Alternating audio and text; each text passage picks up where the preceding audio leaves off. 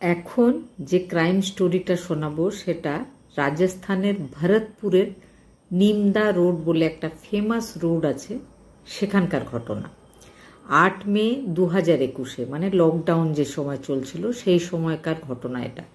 বিকেল বেলায় 5:30টার সময় রাজস্থানের একটা ফেমাস ডাক্তার, তার নাম ছিল সুদীপ গুপ্তা, আর তার স্ত্রী সেও একজন ডাক্তার, তার নাম সীমা গুপ্তা।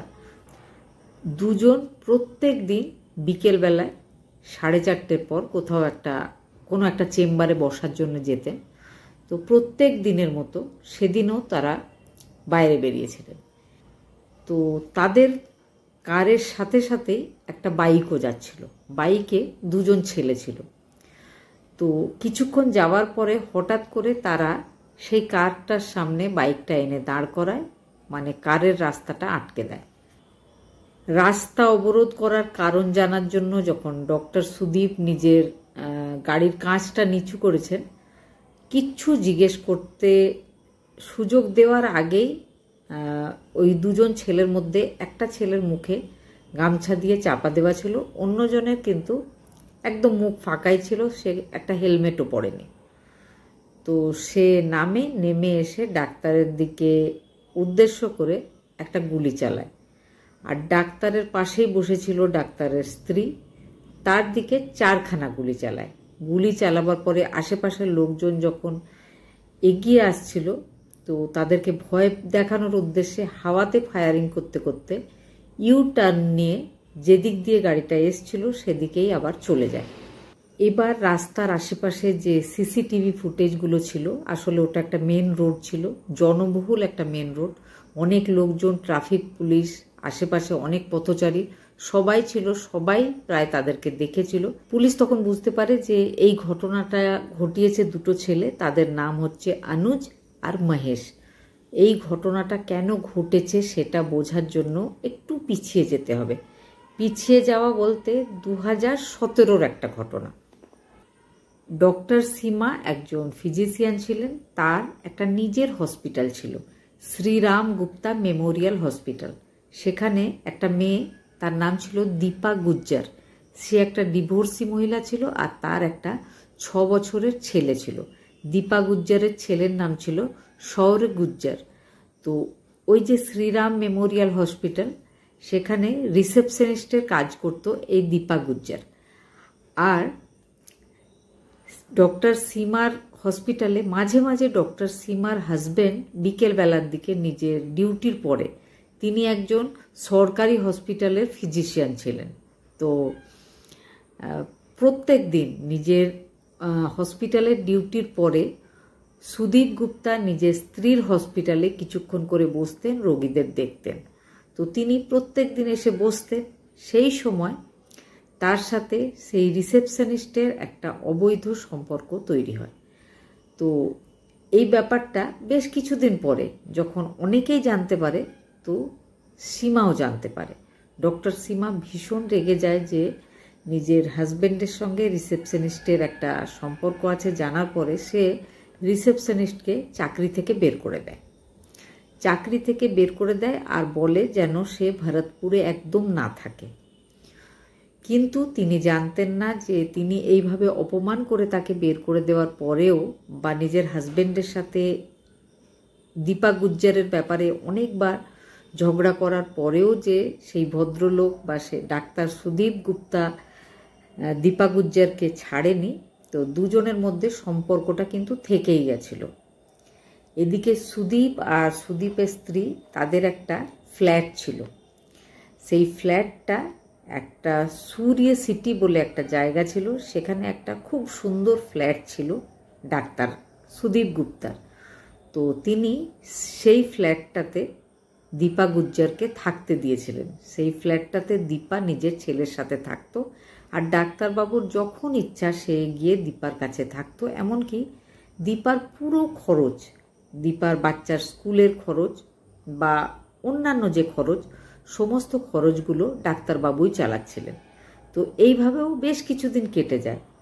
আর ডক্টর সীমা গুপ্তা এতটাই ব্যস্ত থাকতো যে সে কোনোদিন সময়ই পেত না সেই ফ্ল্যাটটার কাছে গিয়ে দেখার বা সেটা তে কি হচ্ছে এটা খোঁজ নেওয়ার। কিন্তু আশেপাশের লোকজনের মুখে তিনি জানতে পারেন যে ওখানে কোনো একটা মহিলা আর একটা ছোট বাচ্চা থাকছে। তখন ডক্টর সীমা বুঝতে পারে যে তার মানে দীপা গুর্জার নিজের ছেলের সাথে তাদেরই ফ্ল্যাটে গিয়ে আছে। তার খুব রাগ হয়। সেটাও জানতে পারে যে দীপা গুর্জার তার হাজবেন্ডের ওপর জোর দিচ্ছে বিয়ে করার জন্য আর এই ফ্ল্যাটটা তার নামে লিখে দেওয়ার জন্য। তার প্রচণ্ড রাগ হয়। তারপরে তিনি নিজের শাশুড়িকে ব্যাপারটা বলেন। শাশুড়ির নাম ছিল সুরেখা। তিনি একজন বয়স্ক মহিলা ছিলেন, কিন্তু তার শরীর খুব খারাপ থাকতো। তিনি ক্যান্সার পেশেন্ট ছিলেন। তো তিনি নিজের ছেলের সাথে কথা বলেন। ছেলে বলে, না মা, এই ধরনের কোনো ব্যাপার নেই, তুমি নিশ্চিন্তে থাকো, সে একটা আমার পরিচিত মহিলা, তার থেকে বেশি আর কিচ্ছু কোনো সম্পর্ক নেই। তো মহিলা নিজের ছেলে যেহেতু আর নিজে অসুস্থ ছিলেন, তো তিনি চুপ করে যান। কিন্তু তিনি কোনোভাবেই চাইছিলেন না যে তার ছেলে আর ছেলের বউয়ের সংসারটা ভাঙুক, কারণ তাদের দুটো ছোট ছোট বাচ্চাও আছে।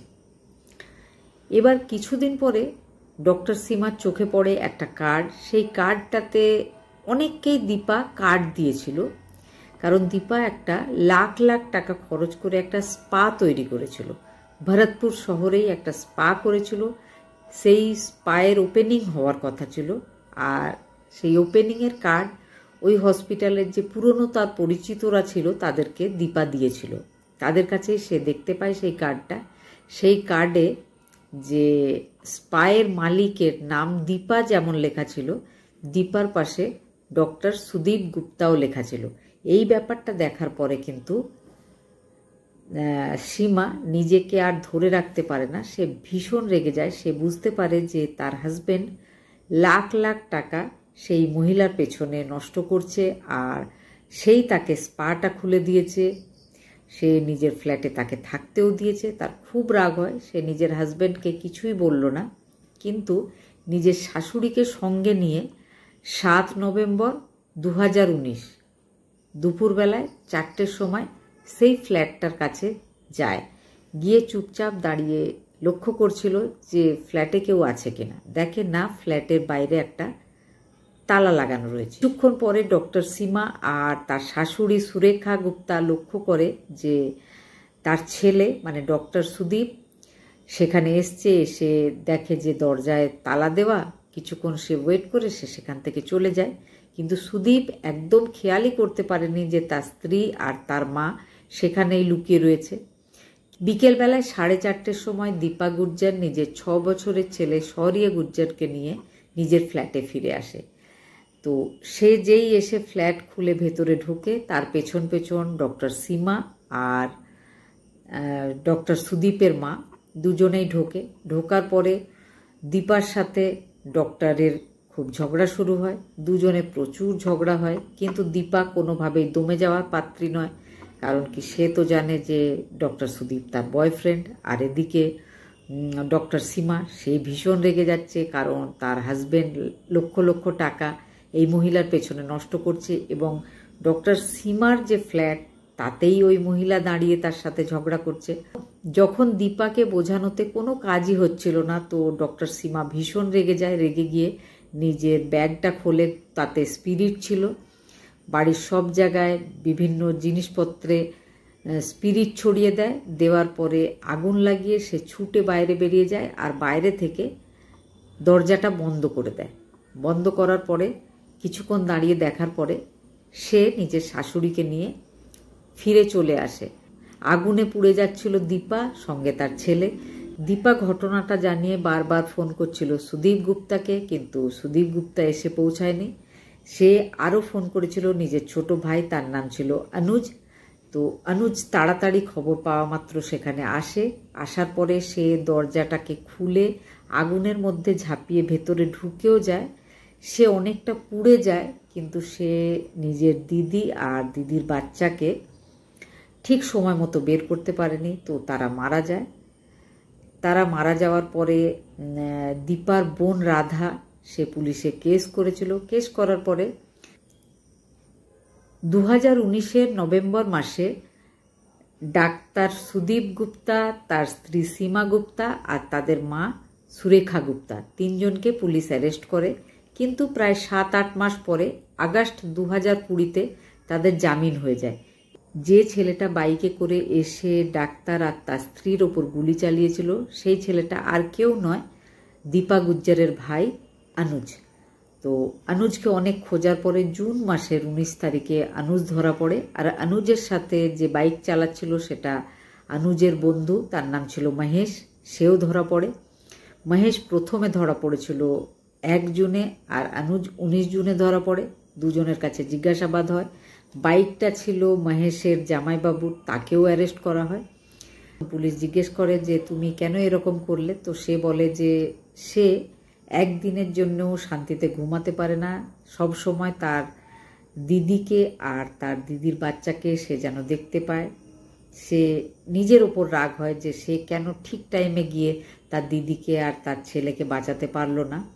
সেই জন্য যে দোষী, যে দুজন দোষী, তাদেরকে এই দেশের আইন সত্যি সত্যি কোনোদিন শাস্তি দিতে পারবে কি পারবে না অতটা ধৈর্য সে রাখতে পারছে না। সেই জন্য সে নিজের হাতেই তাদের দুজনকে শাস্তি দিয়েছে। তো ডাক্তারবাবু দুজন ডাক্তার দম্পতি মারা যাওয়ার পরে তাদের হসপিটালে কিন্তু প্রচুর পেশেন্ট ছিল। সেই সময় পুলিশ অন্যান্য কর্মচারীদের সাহায্যে সেই পেশেন্টগুলোকে অন্য নার্সিংহোমে, অন্য হসপিটালে শিফট করে। আর যে ছোট ছোট বাচ্চা ছিল তাদের আগেই বলেছি আমি, আর তাদের মা সুরেখা, তিনি তো ক্যান্সার পেশেন্ট ছিলেন। তো তার একমাত্র মেয়ে ছিল, মানে ডক্টর সুদীপ গুপ্তার যে একজন বোন ছিল, তার কাছে তার নাবালক যে ছোট ছোট দুটো বাচ্চা, ডক্টর সুদীপ আর ডক্টর সীমার, সেই বাচ্চাগুলো এখন তার পিসির কাছেই মানুষ হচ্ছে, তারা এখনো ছোট। এইভাবেই একজন ভাই নিজের দিদির আর তার ছেলের মারা যাওয়ার বদলা নিয়েছিল।